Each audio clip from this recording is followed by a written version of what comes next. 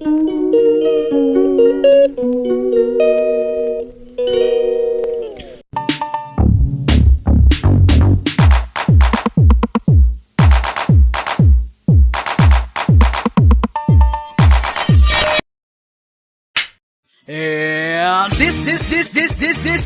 this is Fabulous. Woo-ha!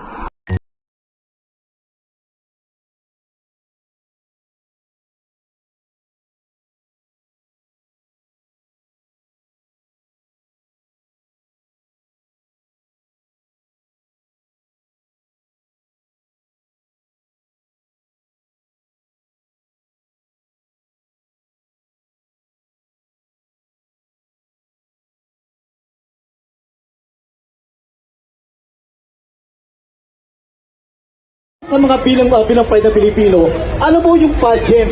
Ang Pilipinas, puno-puno tayo sa mga pageant at lagi po siya nananalo. Yes.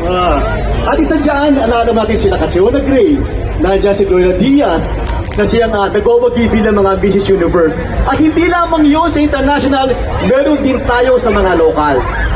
طبعا الفلبين معروف عندهم كمان ان عندهم مواهب كبيرة، ومو بس هذه المواهب لمسابقة جمال الفلبين، سواء محليا عندنا بالفلبين او يتنافسون انترناشونال او دوليا في بلدان ثانية. من ضمن هذول لقبوا لملكات الجمال مس كاتريونا جراي and Pia Wurtzbach as well. فطبعا نحن نفتخر بملكات الجمال عندنا بالفلبين. Iyan ang nagpapatunay na talagang magaganda ang mga Pilipina. Tama ba? Palakpakan naman dyan ang mga Pilipina. Alright, Filipinos are real beautiful. So kung babalikan natin ang kasaysayan ng pageantry sa Pilipinas, ang kauna-una Miss Universe ay si Gloria Diaz. Gloria Diaz in 1969. Yes. Sundan siya ni Margie Moran noong 1973. And then 2015, Pia Wurtzbach. And 2018 is si Catriona Gray. Ngayon naman, ipapakilala namin sa iyo ang isa sa mga lokal na pageant titleist dito sa Saudi Arabia. Okay, ladies and gentlemen, please welcome Ginang ng Pilipinas 2023, Mrs. Philippines Reigning Queen, Mrs. Leona Del Dipas Guwapo. Let's give her a round of applause.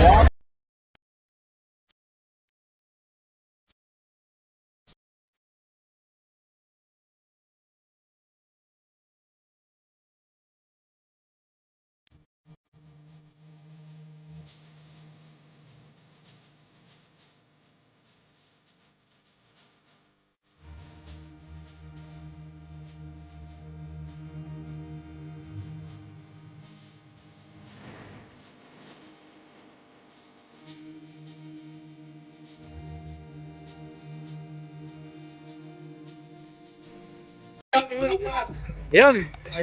Noy, magaganda. Magandang gabi, kababayan! Alright, so meron kaming simple question for you. Okay? Kasi ang pagiging isang ina at pagiging isang OFW ay mahirap balansin, lalo na kung dito sa Saudi Arabia, na talaga namang nakaka-proud dahil napanalunan mo ang title na yan bilang isang Ginang ng Pilipinas KSA. So what is your advocacy as Ginang ng Pilipinas or Mrs. Philippines KSA?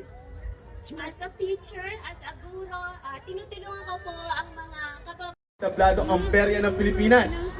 Pero balikan natin, di ba? Actually, hindi pa ako naka-witness ng perya sa Pilipinas. O kasi nung araw, wala pa yung mga gadget na yan. Alibangan ng mga tao manood ng perya. Totoo yan. Oo. At alam nyo ba, nag-umpisa ang perya sa Manila Carnival noong 1908, noong panahon ng mga Amerikano. At natapos ito noong 1939, bago ang Pangalawang Gera. Kaya naman meron tayong Manila Carnival. At ang first carnival queen natin during that time is si Pura Vega. Alright? So ngayon naman, فالعرض الجاي ان شاء الله عبارة عن عرض سيرك من فرقة فلبينية جاية خصيصا لكم من الفلبين. راح يقدم لكم عروض بهلوانية. طبعا من زمان كانت اللي عندنا بالفلبين قبل ايام يعني قصدي قبل ايام التكنولوجيا، كل واحد اللي عنده كتلفاز او حتى الجوالات. قبل هذه الايام كان الناس يحبون يروحون ل زي السيرك او ميني سيرك. اوكي فحابين ان نشارك لكم هذه النوع من التاريخ عن الفلبين فجبنا لكم هذه الفرقة للحركات البهلوانية. Tama yan. Tama yan. Pagkatong pabrik ko sa pagkabata naalala mo na kabataan ko. Tama yan. That's why noong panahon ng mga Amerikano, meron tayong vaudeville, meron tayong slapsticks comedies, meron tayong circus. At ngayon, eto na, Miss Heidi and Sir Par. Yes. Let's introduce our next performers. Please welcome on stage. Let's give a round of applause. Let's make some noise for Kapuyaw Acrobats! Woo!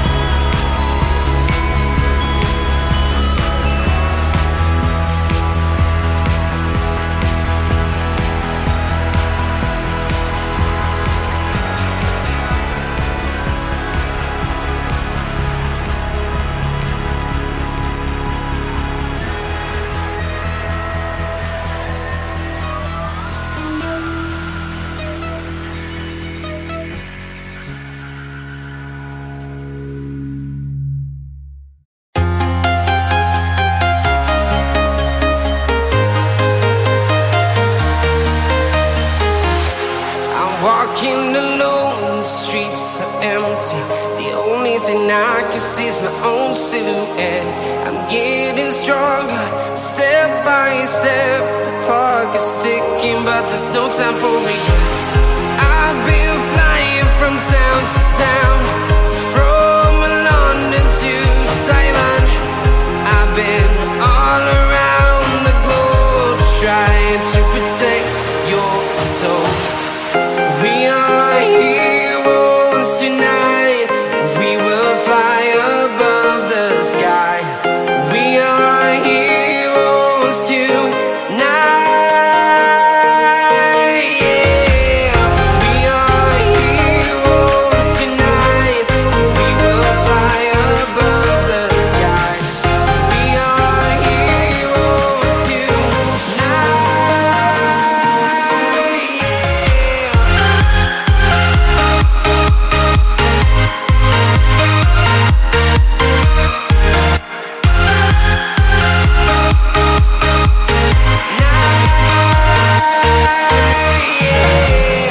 Feel like a dynamite, ready to explode right up in the sky. I need you to listen, I need you to hear, and don't show any fear. I've been flying from town to town, from London to Taiwan. I've been all around the globe, trying to protect your soul. We are heroes tonight. We will fly above the sky. We are heroes tonight. Yeah. We are heroes tonight. We will fly above the sky. We are heroes tonight.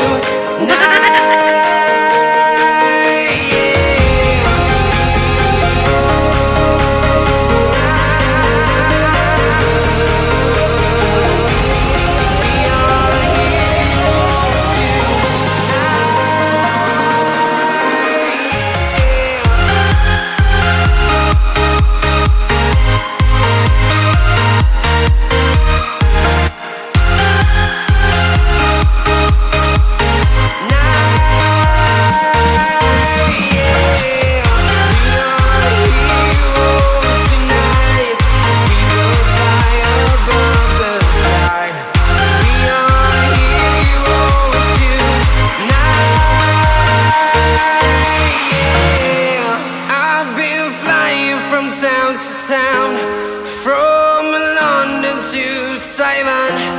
I've been all around the globe, trying to protect your soul.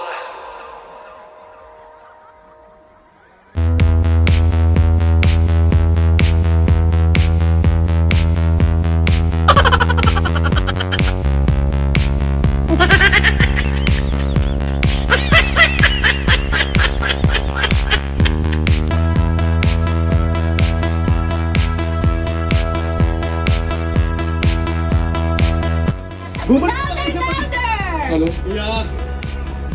Mga bata, natuwa ba kayo? Yung mga young at heart dyan, natuwa ba kayo? Bumalik tayo sa pagkabata. That's correct! Grabe! Sobrang galing talaga ang Kabuyaw Acrobat! Oo. وطبعا العرض اللي شفتوه قبل شوي هي عرض من فرقة كابويا وأكروبات جايين خصيصا من الفلبين عشان يقدمون لكم هذه العروض البهلوانية. Oo, po information nga pala, ang acrobat, itong Kabuyaw Acrobat, siya ang grand champion ng ating ng acrobat sa Pilipinas. At nanalo din sila sa television.